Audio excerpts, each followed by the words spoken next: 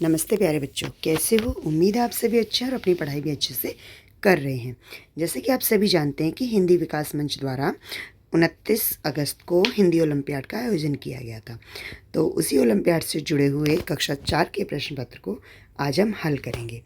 पर इससे पहले आपने कुछ इंस्ट्रक्शन ज़रूर पढ़ी होंगी कि इसमें प्रत्येक प्रश्न जो था वो 2.5 अंक का था, और अगर आप किसी भी प्रश्न को गलत करते हैं या उस पर 2 बार गोला लगाते हैं तो आपका -1 यानी कि 1 नंबर काट लिया जाएगा।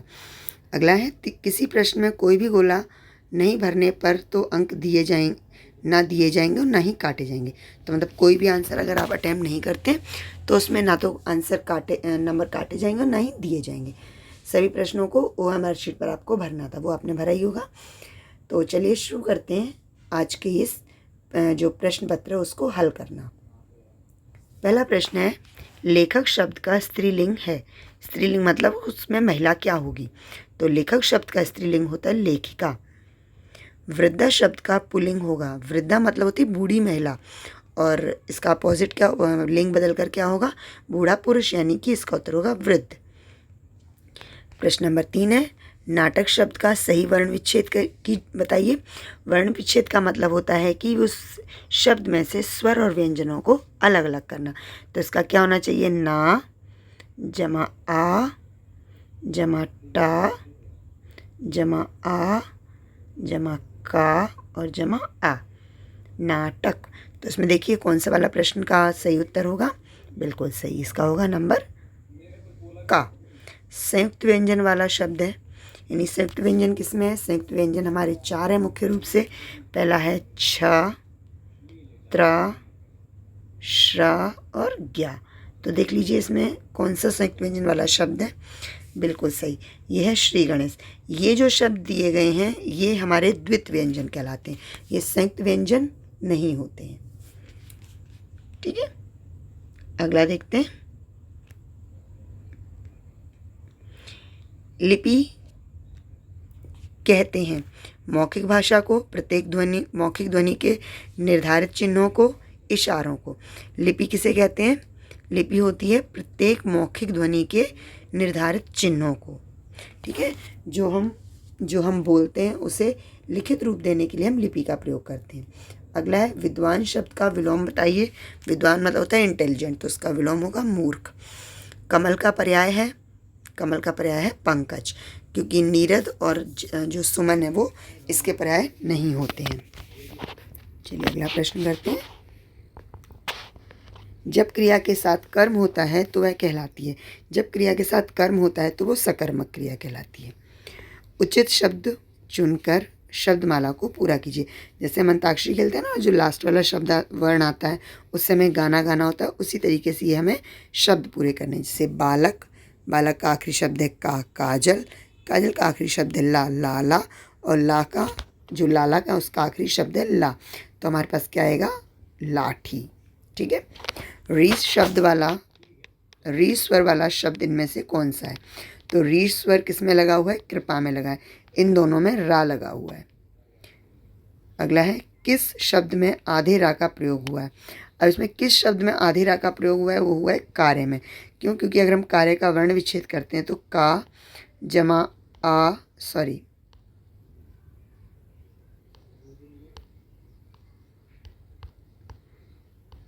का जमा आ जमा रा जमा या और जमा आ होता है, तो इसका मतलब ये रा जो है वो आधा है। ठीक है, चलिए अगला करते हैं।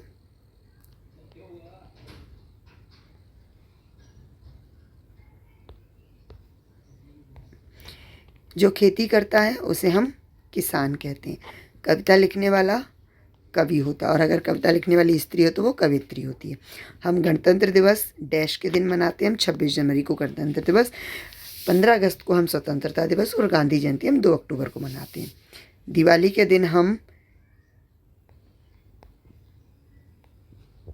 दिन हम डैश क्या करते हैं? दिए जलाते हैं, रंगों से खेलते हैं, केक काटते हैं। बिल्कुल से दिए जलाते हैं। अगला है, सार्थक वाक्य का सही उदाहरण है। सार्थक मतलब होता है जिसका अर्थ होता है, जिसकी मीनिंग होती है घूमता चंद्रमा पृथ्वी के चारों ओर, चंद्रमा पृथ्वी के चारों ओर घूमता है। चारों ओर है चंद्रमा घूमता पृथ्वी के, तो सही अर्थ है चंद्रमा पृथ्वी के चारों ओर घूमता है। रात का समान अर्थ है, यानी कि रात के पर्यायवाची बताने हैं, तो रात का समान अर्थ होता है रजनी। संध्या शाम को कहते हैं और भोर सुबह को कहते हैं। सुलोचना के नेत्र बहुत सुंदर है, ये रेखांकित शब्द का अर्थ है। नेत्र का अर्थ होता है आंखें। अगला है हथियार डालना मुहावरे का सही अर्थ है, इसका है आपका पराजय स्वीकार कर लेना, यानी कि हार स्वीकार कर लेना। हाथ साफ करना से तात्पर्य है चुरा लेना, कोई चोरी कर लेना। दंड देना और सफाई करना तो आपको पता ही है कि मतलब पनिशमेंट देना और साफ करना। इसमें से सही शब्द है, ये राष्ट्रीय लिखा है, इसमें सही शब्द है सेकंड वाला। अगला प्रेम शब्द का विलोम है, प्रेम का विलोम होता है घृणा। सुनार शब्द का स्त्रीलिंग है सुनारिन। पर्वत शब्द है, पर्वत शब्द क्या होता है? पर्वत पूरी जाति के बारे में बताता है, तो ये जातिवाचक संज्ञा है। अगला मुझे बहुत डैश लगी है, मुझे बहुत भूख लगी है। परिवार जमा एक का उचित मेल है तो वो पारिवारिक बनता है, पापर बड़ी की मात्रा आ जाती है, यानी कि दिस वन। संयुक्त व्यंजन वाला शब्द है, संयुक्त व्यंजन वाला शब्द इसमें से क्या है? यह है ज्ञान। संज्ञा के स्थान पर प्रयोग किए जाने वाले शब्द कहलाते हैं, क्या कहलाते हैं? सर्वनाम। अध्यापक ने उसे शाबाशी दी, वाक्य में सर्वनाम है, तो अध्यापक ने उसे, तो उसे क्या है? सर्वनाम है। शेर के दांत होते हैं, कैसे होते हैं? नुकीले।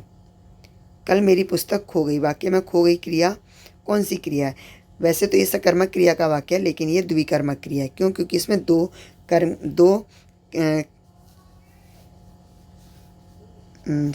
द्विकर्मक नहीं है, ये सकर्मक क्रिया है, क्योंकि इसमें कर्म दिया गया। अगर हम इस पुस्तक की जगह क्या लिखें तो हमें उत्तर मिल सकता है पुस्तक की। मेरी क्या खो गई? कल मेरी क्या खो गई? तो क्या खो गई? पुस्तक खो गई।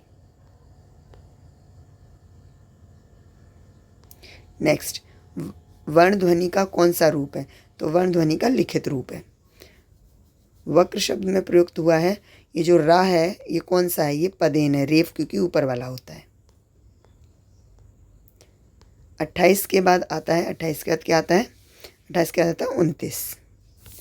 बुधवार से पहले कौन सा दिन आता है? तो बुधवार से पहले मंगलवार का दिन आता है, और बुधवार के बाद जो होता है वो वीरवार का दिन आता है।